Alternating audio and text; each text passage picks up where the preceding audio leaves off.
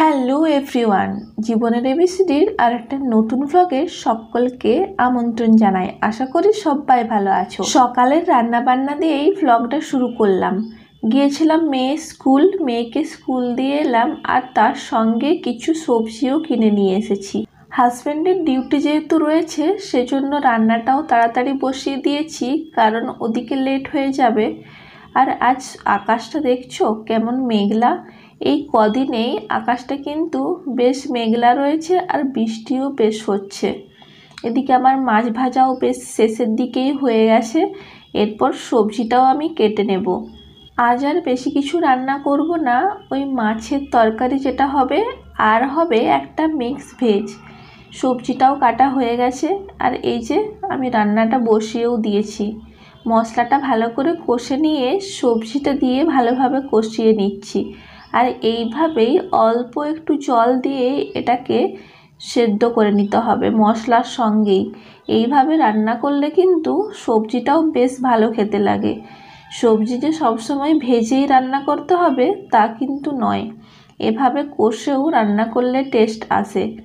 ওদিকে আমার রান্না বান্নাও শেষ, আর আমি যাচ্ছি এখন স্নান করার পর পুজো করতে।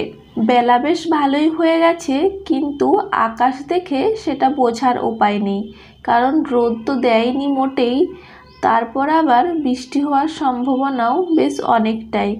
আমার এই বারান্দায় লাগানো গাছগুলোর মধ্যে কিছু গাছ আমি তুলে ফেলেছিলাম, কারণ একেবারেই ফুল হচ্ছিল না।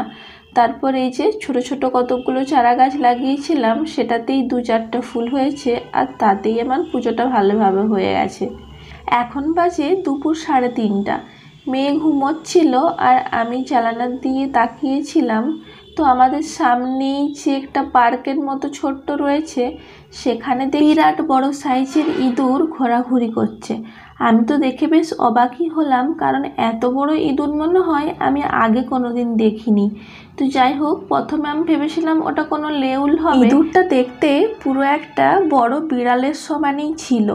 তো যাই হোক, এখন বাজে বিকেল 5:30টার মতো, আর পরিবেশটাও দেখলাম বেশ পরিষ্কার হয়েছে। অনেকদিন ধরেই মেয়ে বায়না করছিল কোনো বড় পার্কে যাবে বলে।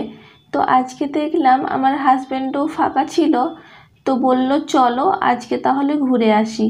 তো দেখো এখানে পার্কের মধ্যে এই কৃষ্ণচূড়ার গাছটা কেমন সুন্দর হয়ে আছে। তো বন্ধুরা, তোমরা কোন জায়গা থেকে আমার এই ভিডিও দেখছো প্লিজ কমেন্ট করে জানিও। ভিডিওটা আর আমি বেশি বড় না করে এখানেই শেষ করছি। যদি ভালো লাগে তো একটা লাইক করে দিও, আর এইভাবেই আমার পাশে থেকে আমাকে আরও সাপোর্ট করতে থাকো। তো দেখা হচ্ছে অন্য একটা ভিডিওতে।